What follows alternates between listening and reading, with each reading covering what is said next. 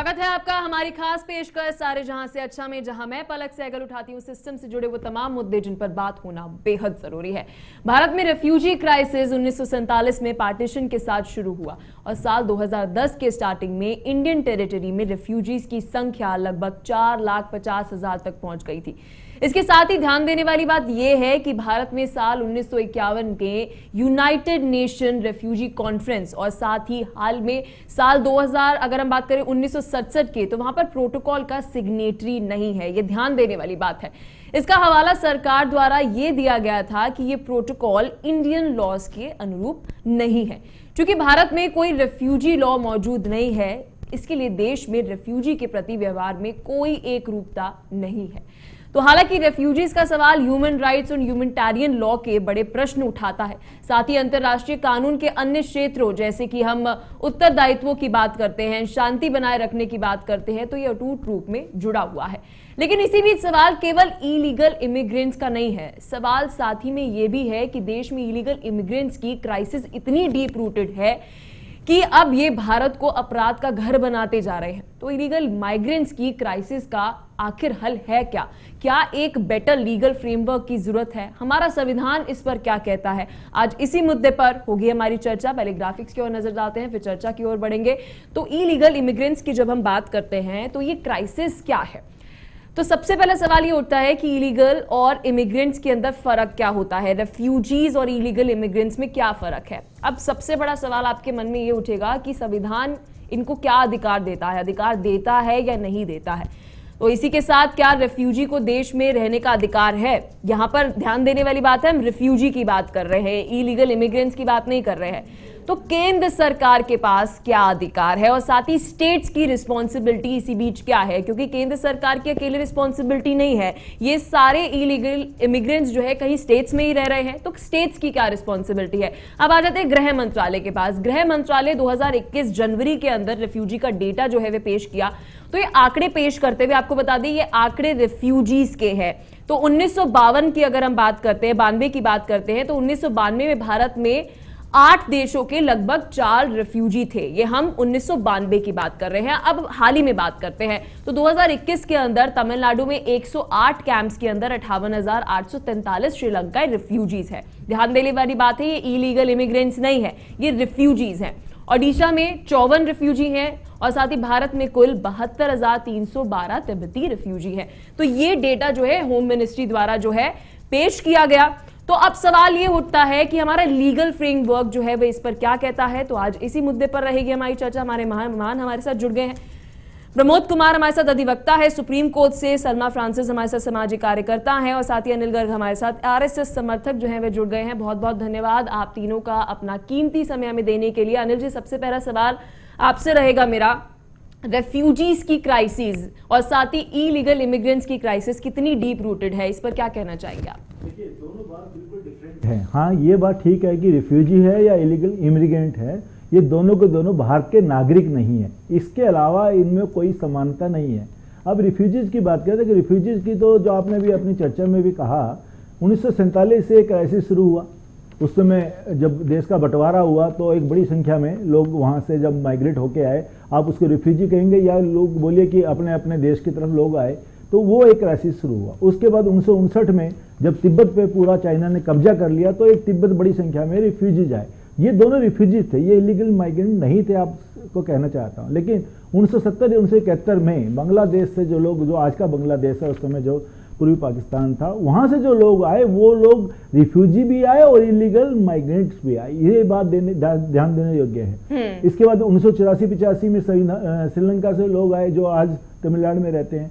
आप जो चर्चा कर रही थी कि इलीगल माइग्रेंट्स में और रिफ्यूजीज में क्या फ़र्क है, बेसिक डिफरेंस ये है कि रिफ्यूजीज यहाँ आके आपको रिपोर्ट करते हैं, साहब हम उस देश के निवासी हैं, हम यहाँ पे आ गए। वो बेसिक वीज़ा लेके और वीज़ा ख़त्म होने के बाद यहाँ रह रहे हैं, या बिना वीज़ा के भी आ गए और उन्होंने जैसे तैसे बॉर्डर को क्रॉस कर लिया, लेकिन यहाँ के रिपोर्ट किया है। भारत सरकार के पास उसका डेटा है, कौन व्यक्ति किस समय आया था, आप उसको रिफ्यूजी कहते हैं। और इलीगल इमिग्रेंट्स का तो कहना ही क्या है, वो चुपके से आते हैं, बताते भी नहीं है, पता भी नहीं किसी को, और वो भेष बदल के रहते हैं और देश के खिलाफ अपराध करते हैं। तो दोनों में बेसिक बहुत बड़ा डिफरेंस है। तो इसलिए ये कहना कि दोनों एक जैसी चीज लगते हैं, एक ही उनमें समानता है कि वो हमारे देश के नागरिक नहीं, इसके अलावा उनमें कुछ भी समानता नहीं है। प्रमोद जी, आपके पास मैं आना चाहूंगी। हम इलीगल इमिग्रेंट्स की बात कर रहे हैं और साथ ही हम बात कर रहे हैं रेफ्यूजीज की, तो दोनों के लिए हमारा लीगल फ्रेमवर्क क्या है, हमारा लॉज जो है, संविधान जो है, वो इसके ऊपर क्या कुछ कहता है? जी प्रमोद जी। जी मैडम, देखिए, जैसा कि आपने बताया कि रिफ्यूजी जो होता है वो एक सर्टेन प्रोविजन के तहत हमारे यहाँ और फॉर द टाइम पीरियड वो फिर चला जाता है या फिर उसको हम देखते हैं। और जो इलीगल माइग्रेंट होता है वो टोटली इलीगल होता है, उसका in the I of law में कुछ भी नहीं है, कोई अधिकार नहीं है। एक तरह समझिए कि वो क्रिमिनल है। और आज हिंदुस्तान की सबसे बड़ा जो प्रॉब्लम है वो इलीगल माइग्रेंट का। आप देखे होंगे कि केवल एक देश है अभी, तो बांग्लादेश है, जिसका करीब 41 मतलब 100 किलोमीटर जो एरिया है, जो सराउंडिंग बॉर्डर, वो इंडिया से कनेक्टेड है। इसमें करीब करीब 5 राज्य जुड़ा हुआ है। मोस्टली जो पश्चिम बंगाल है वो आधा से ज्यादा है, 2200 करीब किलोमीटर वो केवल पश्चिम बंगाल से है। उसके बाद असम है, अरुणाचल प्रदेश है, मिजोरम है और मेघालय है। तो वहां जो बॉर्डर का जो सिस्टम है वो एक तरह से खुला हुआ है। वो जैसे वो पाकिस्तान वाला है बॉर्डर, उसमें पेंचिंग या ये सब जो लगा हुआ है, वो दीवार वगैरह ऐसा कुछ नहीं, बिल्कुल ओपन है कि जिसमें बहुत इजी से लोग नदी को पार कर जाते हैं या आ जा सकते हैं। और बहुत सारे तो ऐसे जो है वो इंक्लेव जो है वो बाद में जब मोदी सरकार आई तो बहुत सारे 2015 में उसको सॉल्व किया गया कि कुछ ऐसे एरिया था जो कि इंडिया में था और कुछ एरिया ऐसा था जो इंडिया का वो बांग्लादेश में।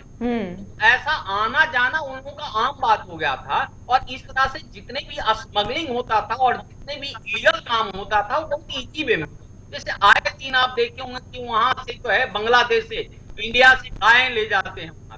एक्चुअली बांग्लादेश में कुछ नहीं होता है। और ये होता कहाँ है कि जो एक गरीब देश होता है और एक अमीर देश होता है, कोशिश करता है जो गरीब देश है वो अमीर देश में जाकर के इलीगल माइग्रेंट करें और वहां जो है फायदा ले लें। क्योंकि हर आदमी का एक ख्वाहिश होता है कि 2-4-3 महीने में हम करोड़पति बन जाए, अरबपति बन जाए और सारा पैसा मिल जाए। तो हिंदुस्तान जो तो इसमें प्रमोद जी संविधान क्या कहता है? संविधान इन्हें क्या कुछ राइट्स देता है? अगर हम रेफ्यूजीज की बात करते हैं, क्या एक लीगल फ्रेमवर्क है उनके लिए? मैंने बता दिया बहुत प्रिसाइज वे में कि वो इलीगल माइग्रेंट के बारे में संविधान कुछ भी नहीं कहता है। वो इलीगल है, उसका शब्द ही जैसा होता है कि वो इलीगल है, वो एक तरह से क्रिमिनल है हमारे यहाँ। वो उसको जो है तुरंत डिप करने का जो है वो देश देती है। और जैसे ही पता चलता है कि वो किसी तरह से डॉक्यूमेंट्स वगैरह लेकर के आया है और वो जो है कानूनी कार्रवाई जाती है। इसमें थोड़ा सा क्लियर कर देता हूं, तो इलीगल माइग्रेंट अभी यहाँ पर बहुत ऐसे संख्या में आए हैं। ये देखिए डाटा आपका बता रहा है कि करीब 5 लाख के करीब में है, लेकिन इस करीब करोड़ों में है। जो आप देखते होंगे रोहिंग्या आ रहा है, बांग्लादेशी मुसलमान जो है मोस्टली आ रहे हैं, जो तमिलनाडु से जो है श्रीलंका से आए हुए हैं और इस तरह से कई देशों में आप देखे होंगे कि हमारा नेपाल के साथ भी, नेपाल अभी शांति प्रिय है, लेकिन जो बांग्लादेशी है आप देखिए वो दिल्ली तक में जो हमारा राजधानी है वहां तक प्रवेश कर गया है। और यहाँ का तो आर्टिकल 21 का क्या? आर्टिकल 21 की जब हम बात करते हैं तो वह तो कहता है राइट टू लाइवलीहुड। तो राइट टू लाइवलीहुड की जब हम बात करते हैं तो क्या वह अधिकार सिर्फ, जी मैं आपके पास ही आ रही हूँ, क्या वो केवल और केवल सिटीजन्स के पास है या फिर रेफ्यूजीज के पास भी है? एग्जैक्टली नो, ये जो है राइट टू लाइफ जो है वो सिर्फ जो है इंडियन सिटीजन के लिए है। मैं कोई रिफ्यूजी के लिए ये नहीं है। रिफ्यूजी का मतलब होता है हमारे यहाँ वो शरण लिया है और उसको हम सर्टेन जो है एक प्रोटेक्शन देते हैं उसको कि हाँ जी आपको हम खाने पीने का एक जगह दे दिया, सुविधा है। जैसे कई देश होता है कि उसको निकाल देता है, कई जो है राजनयिक लोग जो है शेल्टर के लिए आते हैं। तो अपने उदार दिल दिखाने के लिए एक कंट्री जो है कि जब तक वहां स्थिर व्यवस्था ना हो जाए उसको एक शरण देता है उसको। लेकिन इसका ये मतलब नहीं हुआ कि शरण का मतलब हुआ कि हम सिटीजन जो है यहाँ का है तो यहाँ का जो रहने वाला है उसको हम पूरा राइट देंगे। और सलमा जी के पास मैं आना चाहूंगी। प्रमोद जी आपके पास वापस लौटूंगी। जी प्रमोद जी आपके पास वापस लौटती हूँ, मैं वापस लौटती हूँ। सलमा जी हमारे साथ हैं। सलमा जी सवाल आपसे ये रहेगा, इलीगल इमिग्रेंट्स की क्राइसिस और साथ ही रेफ्यूजी क्राइसिस भारत के अंदर, आप इसको किस तरीके से देखती हैं? देखिए, मैं ये कहना चाहूंगी, क्योंकि मैं जमीन पे बहुत काम करती हूँ, मैं लोगों के बीच में काम करती हूँ, और बहुत सारे इमिग्रेशन जो इलीगल इमिग्रेशन की बात कर रहे हैं, जो हम बांग्लादेशियों की, बर्माओं की बात कर रहे हैं, वो हम जिन एरियाज में काम करते हैं वहाँ बहुत ज्यादा तादाद में रहते हैं। मेरा सवाल ये है कि हम हमेशा उन लोगों के ऊपर सवाल उठाते हैं। सही बात है कि हमारे देश में घुस गए हैं, हमारे देश में जो चीजें हमारे लोगों को मिलनी चाहिए, हमारे देश में गंदगी बढ़ा रखी है, बहुत बहुत सारी चीजें हैं देखने को मिलती है। लेकिन मेरा सवाल उन लोगों से है कि जो सवाल उठाते हैं, क्या जब ये हमारे देश में घुसते हैं, 1-1 साल के वीजा पे घुस जाते हैं, और जब इनका वीजा खत्म हो जाता है तो उसके बाद हमारी सरकारें क्यों नहीं जागती हैं? जब ये वोटर हाथ जोड़ते हैं, तो मैं उन लोगों की बात करूं जो इस समय इलेक्शन के टाइम उन्हीं की बस्तियों में जाके हाथ जोड़ के वोट मांग रहे हैं। आप कहें तो मैं वीडियोस भी पोस्ट कर दूंगी, ठीक है, ये मेरी आंखों की देखी की बात है, किसी की सुनी बात नहीं है। तो वहां जाके वोट मांगते हैं, तो इनके ये वोटर आईडी कहाँ से ले आते हैं? जब मैं कोविड के टाइम पे काम कर रही थी तो मैंने बहुत लोगों के साथ काम किया, बहुत बर्मा भी थे, बांग्लादेशी भी थे, हमारे बहुत सारे लोग थे। हमने देखा, हम भूखे पड़ते नहीं देख सकते थे तो सभी को मदद कर रहे थे। तो वहां जब हमने इनको देखा, उनके पास आधार कार्ड थे, क्योंकि हमारा ये फंडा था कि बार बार लोग ले रहे थे, तो आधार कार्ड से आए ताकि हर घर में जाए। तो हम देख रहे थे उनके पास इतने सादा, एक आम इंडियन के पास नहीं है आईडी, उनके पास ई कार्ड भी है, आधार कार्ड भी है, सब कुछ है। वो कैसे करते हैं, वो कैसे बना लेते हैं? जब ये सब बना लेते हैं और वोट उनसे ले लेते हैं, उसके बाद ये सवाल खड़ा हो जाता है, ये घुसपैठिए है, इन्हें निकाला जाए। वोट के टाइम पर क्यों चुप रहते हैं? तो कहीं ना कहीं हमारी सरकारें चुप है। इस तरह से जो आके, अगर हम किसी और कंट्री में जाते हैं और हमारा वीजा खत्म हो जाता है, तो हमारे मन में पहले से हिचकौले आने लगते हैं कि इसे बढ़ाएं या हम क्या करें, नहीं तो हमें वापस जाना पड़ेगा। खुद से डर होता है। तो हमारी कंट्री में डर क्यों नहीं है लोगों को जो आके रुक जाते? कहीं ना कहीं हमारे देश में हमारी सरकारें इस पे चुप्पी साधी हुई है। अगर हम सही तरह से कानून बनाएंगे, आप देखते हैं कि वहां पर पुलिस वाले भी घूमते हैं, जब वो रेडी खुमचे लगाते हैं, काम करते हैं, तो वहां से हफ्ता वसूली भी होती है। क्या उन्हें ये पता नहीं है कि ये कौन है कौन नहीं है? तो बढ़ावा कौन दे रहे हैं? हम जैसे लोग दे रहे हैं। अगर हम इन सब चीजों को देखकर अपने कदमों को आगे बढ़ाएं तो ये कहीं नहीं घुसेंगे। अनिल जी, क्या कहना चाहेंगे? हाथी के दांत दिखाने के और खाने के और, ये तो ऐसी वाली बात होगी, हिपोक्रेसी होगी एक तरीके की, कि संविधान के आप राइट्स नहीं दे रहे हो उनको। जी, वो राइट्स नहीं आपके पास, लेकिन जब आपकी वोट बैंक की बात आती है तब आप वहां पर हाथ जोड़कर जाते हैं और कहते हैं जी वोट हमें दे दीजिए। जी अनिल जी, मुझे ऐसा लगता है सलमा जी ने दोनों बातों जी, को सलमा मिक्स जी कर आपके दिया। पास वापस लौटती हूँ। अनिल जी का मौका है। अगर मैं अपना जी सलमा जी आपके पास वापस लौटती हूँ। मुझे 50 बार जवाब देना पड़ेगा। जी जी, आपके पास सलमा जी वापस लौटती हूँ, वापस लौटती हूँ मैं। जी, आपके पास वापस आती हूँ सलमा जी। मेरा ये कहना है, सलमा जी ने अपनी बातों में दोनों चीजों को मिक्स कर दिया है। रिफ्यूजीज और इलीगल इमिग्रेंट्स, दोनों बातों में बहुत फर्क है। जो ये चर्चा कर रही है कि 1 साल के लिए वीजा के लिए आए और वीजा खत्म हो गया, यहाँ रह गए, वो जो वीजा लेके आए वो रिफ्यूजी ही में कन्वर्ट होते हैं। वो पहले विदेशी नागरिक थे, विदेशी नागरिक के रूप में आए, विदेशी नागरिक के रूप में ही रहेंगे। जिनका वीजा खत्म हो गया, अगर उन्होंने रिफ्यूजी बनने के लिए अप्लाई किया है या भारत की सिटीजनशिप के लिए अप्लाई किया, भारत उसको कहता है ठीक है हम विचार करते हैं आप रहिए, तो वो नागरिक उसी देश के रहते हैं, लेकिन हमारे यहाँ रिफ्यूजी के रूप में रहते हैं। उनका कोई आधार कार्ड, कोई वोटर आई कार्ड नहीं पता। जिनकी चर्चा सलमा जी कर रही हैं वो एक्चुअली इलीगल इमिग्रेंट्स हैं, वो कभी बोलते नहीं है भारत देश अनिल जी, सलमा जी कह रही हैं कि उनके पास बकायदा वोटर आईडी कार्ड भी और आधार कार्ड भी है। मैं उसी बात पे आ रहा हूँ। जो लोग भारत का आधार कार्ड लेके रखे हैं, जो भारत का वोटर कार्ड लेके रखे हैं, वो कभी कहते नहीं हम किसी और देश के हैं, वो तो कहते हैं हम इसी देश के नागरिक हैं। वो एक्चुअली इलीगल इमिग्रेंट्स हैं, वो रिफ्यूजीज नहीं है। वो वीजा लेके कभी आए ही नहीं होते, वो तो बोलते ही नहीं हम किसी और देश से हैं, वो तो हम तो यही पैदा हुए थे, हमारे बाप दादा कोई बिहार में थे, कोई बंगाल में थे, ऐसे बताते हैं। और एक पूरा सेटअप है इनको लाने का। सलमा जी आपके पास आती हूँ, सलमा जी आपके पास आती हूँ। वो पूरा एक सेटअप सलमा जी आपके पास वापस लौटूंगी, आपको मौका मिलेगा बोलने का। अनिल जी को कंप्लीट करने जैसे मैं आपको उदाहरण दूं, अगर बांग्लादेश से किसी को इलीगल इमिग्रेंट्स करना है, वो पहले वेस्ट बंगाल के किसी राज्य में आकर रुकेगा, क्योंकि उनकी बोली वो है बंगाली है, तो आराम से मिक्स होगा। उसके बाद वो वहाँ पे रह के थोड़ा अपनी जान पहचान बढ़ाएगा, वहाँ पे रह के अपने लोगों को इकट्ठा करेगा, और कहीं ना कहीं जैसे अभी इन्होंने सलमा जी ने बताया, सरकारी में पेनिट्रेट करके आधार कार्ड और वोटर कार्ड लेने की कोशिश करेगा। वहां से फिर वो दिल्ली आएगा ये बोल के कि मैं वेस्ट बंगाल के फला जिले के फला गांव से आया हूं, और उसके पास वहां का एक आधार कार्ड वोटर कार्ड है, उसको दिल्ली में कन्वर्ट कराता है। ये पूरा एक पूरा एक स्कैम है और इसको पूरा हमारा जो पॉलिटिकल पार्टीज हैं वो इसको सपोर्ट करती है बिकॉज ऑफ वोटिंग कार्ड। जो अभी सलमा जी कह रही थी, मैं इनकी बात का 100% समर्थन करता हूं, बस एक शब्द बोलने की कोशिश करता हूं, वो लोग रिफ्यूजी नहीं, वो इलीगल इमिग्रेंट्स हैं। दूसरी बात, अभी आपको याद होगा हमने सीए कानून सरकार लेके आई थी, भारतीय जनता पार्टी की सरकार, उसका कितना विरोध हुआ। आखिर वो सरकार क्या कह रही थी, वो यही तो कह रही थी कि भाई जो लोग रिफ्यूजीज हैं, इलीगल इमिग्रेंट्स की बात नहीं कर रहा हूं, अगर ये पर्टिकुलर इन 3 देशों के जहां पे मुस्लिम देशों की सरकार है, यानी मुस्लिम देश हैं, वहां धर्म के नाम पर सताए गए हैं और उन्होंने यहां पे शरण ली है, अगर हमारे यहाँ अप्लाई करते हैं सिटीजनशिप के लिए तो हम देंगे। आप मुझे बताइए, हिंदू होगा, सिख होगा, वो कहाँ जाएगा, उसका ओरिजिनल देश कहाँ है, उसको जो जैन होगा, बौद्ध होगा, यहीं तो आएगा। तो अगर वो भारत में आकर शरण मांगता है और भारत उसको कहता है आप आइए रहिए, तो गलत क्या है। लेकिन अगर कोई मुस्लिम आकर शरण मांगता है तो शरणार्थी नहीं माना जाएगा। वो ठीक है कि मुस्लिम लोग भी यहाँ आके सिटीजनशिप के लिए अप्लाई कर सकते हैं, उनको भी भारत अनिल जी उस मुद्दे पर बाद में जाएंगे, अभी हम फिलहाल बात कर रहे हैं कि लीगल फ्रेम। मैं इसी की बात कर रहा हूँ, इसमें इलीगल इमिग्रेंट्स के लिए सीधा है, जो भी इलीगल सलमा जी अभी ये कह रही है बाकायदा, जहां तक मैं सलमा जी की बात समझ रही हूँ अनिल जी, वो ये कह रही है बाकायदा रेफ्यूजीज के पास अभी आधार कार्ड है और साथ ही उनके पास वोटर आईडी कार्ड भी है, और रेफ्यूजीज हैं वो तो उस जाती क्यों नहीं है सरकार, उनको बोलती क्यों नहीं, इतना वक्त होने के बाद आप क्यों वहां पर जा रहे हैं। इसके ऊपर प्रमोद जी आप क्या कहना चाहेंगे। एक प्रॉपर टाइम लीगल फ्रेमवर्क जो है इसके लिए होना चाहिए ना, जैसे ही किसी का वीजा खत्म हो रहा है आप तुरंत उनको डिपोर्ट करिए, बोलिए जी अपने देश वापस जाइए। नहीं, ऐसे बहुत लोग हैं। मैं प्रमोद जी, अनिल जी आपके पास आऊंगी आपके पास। प्रमोद जी प्रमोद जी।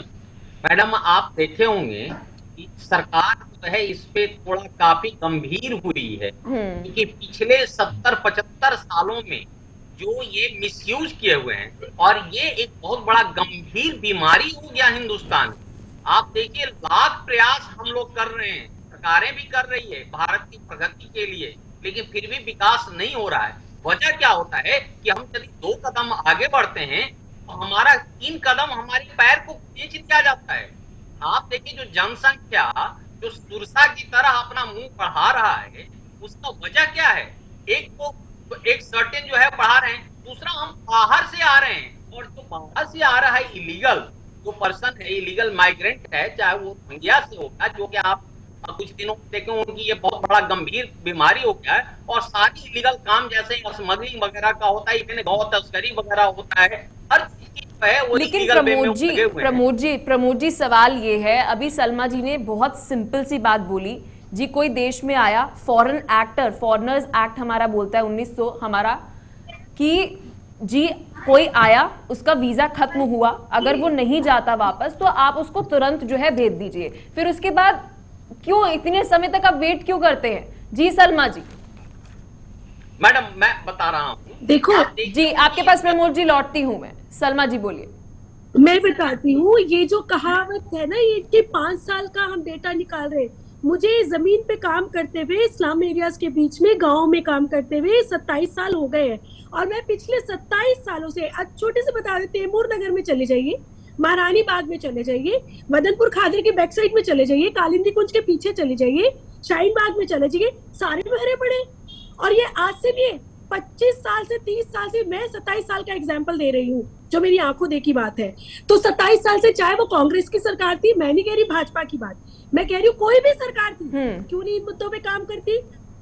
27 साल से ये डिबेट्स हो रही है, काम कोई नहीं कर रहा। ये तो वही बात होगी जब लड़कियों का मर्डर हो जाता है तब हल्ला काटने आ जाते हैं और कैंडल जला देते हैं, लेकिन उन संगठनों को कोई नहीं पकड़ता। तो ये वही है, आज यहाँ हम अपनी बातें रख रहे हैं, हम सब देश हित के लिए बैठे हैं, हम सब चाहते हैं भारत की तरक्की हो, चाहे वो आरएसएस हो, चाहे वीएचपी हो, चाहे भाजपा हो, चाहे कांग्रेस हो, व्हाटएवर कोई भी हो। मुझे सरकारों से मतलब नहीं है, मुझे मतलब है अपने देश की जनता से। मैं ये जानती हूँ कि जब आप उनसे वोट लेने का हक रखते हैं तो उनके राइट्स के लिए क्यों मारपीट करते हैं। या तो आप उनको जैसे, या तो फिर आप इस काबिल नहीं है कि देश को चला सके, है ना। आप कहते हैं कि पिछली सरकारों ने नहीं किया, आज प्रेजेंट कर ले, पिछली सरकारों को क्यों ठुकराया करा, क्योंकि कहीं ना कहीं उनके अंदर कमी थी, लोगों ने समझा, उनको आपको नया चांस दिया।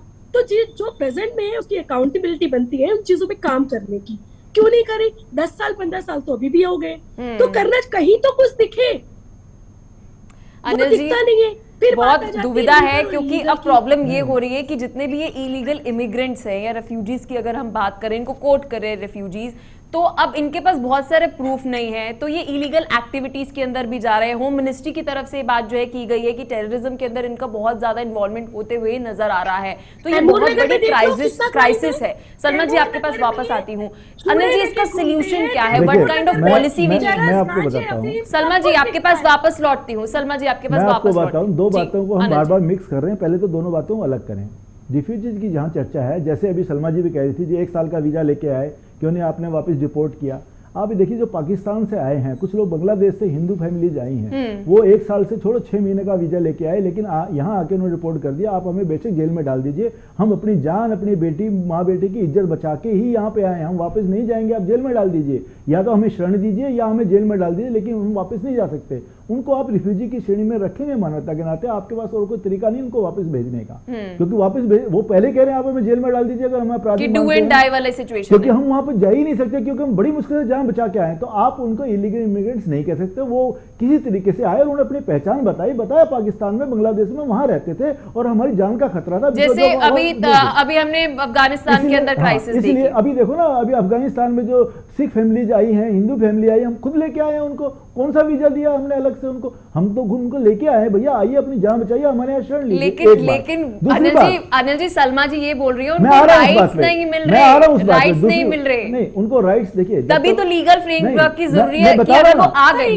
अनिल जी अगर मान लीजिए वो आ गए, भले वो आ गए, तो उनके राइट्स का मैं यही बता रहा हूँ, सीएए कानून लाया गया है, सीएए कानून लाया गया, वो इसीलिए सलमा जी आपके पास आती है, सलमा जी आपके पास आती है, अनिल जी को अपनी बात कंप्लीट करनी चाहिए। सलमा जी आपके पास जो सीएए कानून लाया गया तो इसीलिए लाया गया है ताकि उनको हम जल्दी से इंडियन सिटीजनशिप दे सकें और इंडियन सिटीजन का जो राइट है उनको मिल सके, इसलिए इसको लाया गया था। और साथ में आपको बताऊं, जो अभी सलमा जी बात उठा रही थी कि भाई सब लोग अपना आधार कार्ड बना लेते हैं, वोटर कार्ड बनाते हैं, फिर वो वोटिंग देते हैं, और उनके वोटिंग के चक्कर में कुछ पॉलिटिकल पार्टी उनको शहर देते हैं। तो इसके ऊपर एनआरसी की अगर हम बात करते हैं, मैं इसी पे आ रहा था, आपने शब्द ले लिया। जो एनआरसी की चर्चा देश के गृह मंत्री ने संसद में की थी, वो इसलिए की थी कि देश, हमारे देश में कोई पता तो चले कितने लोग हैं, हमारे देश में सिटीजन रजिस्टर ही नहीं है, कौन हमारे देश का नागरिक है कौन नहीं है, ऐसे देश के पास कोई लिस्ट नहीं। अगर एनआरसी होगा, एक सीरियल नंबर देश के नागरिक के पास होगा, तो ऐसा कोई घुस के आधार कार्ड बनाएगा तब भी उसको कोई फायदा नहीं होने वाला है। तो ये एनआरसी के लिए चर्चा करने के लिए विपक्षी पार्टियां तैयार नहीं, करना तो बहुत दूर की बात है।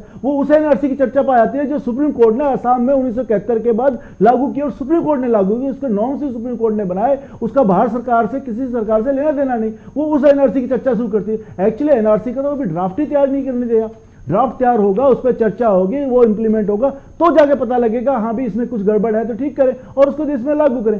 एक बार अगर एनआरसी देश में लागू हो गया, जिस समस्या की आप चर्चा कर रही हैं, ये जड़ मूल से खत्म हो जाएगा, मैं ये दावे से कह सकता हूं। लेकिन देश में पॉलिटिकल सिस्टम ऐसा बन गया है, जो भी पार्टी, जो भी सरकार अच्छा काम करना चाहती है, लोग उसकी पांव खींचते, क्योंकि उनको लगता है कुछ पर्टिकुलर कम्युनिटी, मैं क्या आपको लगता है अनिल जी मिस इन्फॉर्मेशन जो है वो दी जा रही है? इन्फॉर्मेशन नहीं है, ये कुछ पर्टिकुलर पार्टी, पर्टिकुलर कम्युनिटी के लोगों को अपना वोट बैंक समझते हैं। उनको लगता है अगर ये लोग इमिग्रेंट माइग्रेंट्स हैं, ये हमारे ही वोटर हैं, इनके खिलाफ कोई कार्रवाई हो तो हमारा नुकसान होगा, इसलिए उस समस्या तक जाना भी नहीं चाहती, उस पर कोई काम करता। तो बात फिर घूम फिर आके व्यक्ति की वैल्यू नहीं है, वोट बैंक की वैल्यू है। सलमा जी क्या कहना चाहेंगे? अब बोलिए, क्या आपको लगता है NRC is the only tool? व्यक्ति की कोई वैल्यू नहीं है, वोट बैंक की वैल्यू है। और मैंने सर एक एग्जाम्पल दिया था वीजा का, मैं वो उनकी भी बात कर रही हूँ, जो बिना वीजे के भी आ गए हैं। 1959 में तिब्बती लोग आए, वो सारे शरणार्थी थे। आप जब बोल रही थी सलमा जी बीच में नहीं बोल रही थी, प्लीज सलमा जी कंटिन्यू। जो घुसपैठिए आ जाते हैं बिना वीजा के, वो कैसे एंटर कर जाते हैं? उन्हीं के खिलाफ वो अपराधी हैं। अनिल जी, तो फिर लोगों के राइट्स की बात कहाँ गई सर? है ना, लोगों की राइट, वोट, हम वोट ले रहे हैं, आधार कार्ड बना रहे हैं, आधार कार्ड बनाना ही नहीं चाहिए जब तक हम उन्हें लीगलाइज नहीं कर देते। आप एनआरसी की बात कर रहे हैं, ठीक है आप कर रहे हैं, मैं मान लेती हूँ आपकी बात, कुछ अच्छा ही करेंगे, तो फिर वो एनआरसी की जब तक हो नहीं जाती तब तक आप क्यों उनके वोट लेते हैं? छोड़ दीजिए उन्हें एक कोने में, फिर देखते हैं, करिए ना पहले लीगलाइज। तो कहीं ना कहीं हमारे तरफ से कमी है। जब तक हम ये एक्सेप्ट नहीं करेंगे ना, तब तक हम कुछ भी लीगलाइज नहीं करें। इस देश में भ्रष्टाचार था, है और आगे भी रहेगा, अगर हम खुद अपने आप को नहीं सुधारने पे आएंगे। सर वोट लेने जा रहे हैं, लेकिन वहां ये नहीं कह रहे कि एनआरसी में आए कि नहीं आए, है ना, क्यों ले रहे हैं? बांग्लादेशी ही वहां पर कैंपेन कर रहे हैं। मैं देती हूँ आपके नाम, जाइए वीडियो बनाइए ना, वहां भेजिए मीडिया को। प्रमोद जी फाइनल कमेंट आपसे रहेगा, मेरा वक्त का हमारे पास अभाव है, कि क्या एनआरसी एक हमारे पास टूल है कि रजिस्टर हो जाए जितने भी हमारे नेशनल्स हैं, और इससे डेटा जो है एटलीस्ट हमारे पास आ जाएगा कि कौन सिटीजन्स हैं भारत के। जी प्रमोद जी। मैडम देखिए आए कुछ वर्षों में ऐसा देखने को मिला है कि जो भारत सरकार है इसमें काफी संजीदा हुआ है और उन्होंने इस गंभीर बीमारी को सॉल्व करने के लिए उपाय सोच रही है। उसका जो सबसे बड़ी जो दवा है वो एनआरसी। निश्चित रूप से एक एक घुसपैठिए को और जो इलीगल माइग्रेंट है उनको पहचान किया जाए और उनको कानूनी रूप से जो भारतीय कानून के हिसाब से है उस पर दंडात्मक कार्रवाई करने की जरूरत है, कठोर कार्रवाई करने की जरूरत है। अन्यथा ये बहुत बड़ा ये कैंसर की बीमारी हो जाएगी भारत के लिए। आप देखे होंगे कि जो मैक्सिमम है, जो खास करके जो बॉर्डर स्टेट है जैसे आसाम हो गया, अरुणाचल प्रदेश हो गया, मिजोरम हो गया, मेघालय हो गया, पश्चिम बंगाल हो गया, आप देखे होंगे नेपाल का बहुत सारे जो है, आप तमिलनाडु में जो है आए दिन आप देखते होंगे कि लाखों की संख्या में यहाँ क्राइम करते हैं और बहुत आसानी से बॉर्डर पार करके चले जाते हैं। जितने इलीगल काम है, स्मगलिंग का जो काम है, चाहे वो गांजा का तस्करी हो, एनडीपीएस की केसेस हो, ड्रग का हो, वो ऐसे खुलेआम जो है करते हैं आए दिन। बहुत बड़ा मुश्किल नहीं है, आप डाटा देखिए वहां का, बहुत इजी वे में जो है दूसरे जैसा कभी बताए लोग ने कि एक निश्चित रूप से यहाँ कुछ करप्शन है, कुछ लॉ में भी कमियां हैं, सरकार की जो है वो बिल्कुल प्रमोद जी बहुत बहुत शुक्रिया। वक्त का हमारे पास अभाव है लेकिन बहुत बहुत शुक्रिया प्रमोद जी आपका, सलमा जी आपका भी और अनिल जी, क्योंकि बहुत महत्वपूर्ण है इस मुद्दे के ऊपर बात करना। क्योंकि जब हम बात करते हैं रेफ्यूजीज के साथ हम बात करते हैं इलीगल इमिग्रेंट्स की, काफी सारे लोगों को यह भी शायद नहीं पता होगा कि इन दोनों में कितना अंतर है।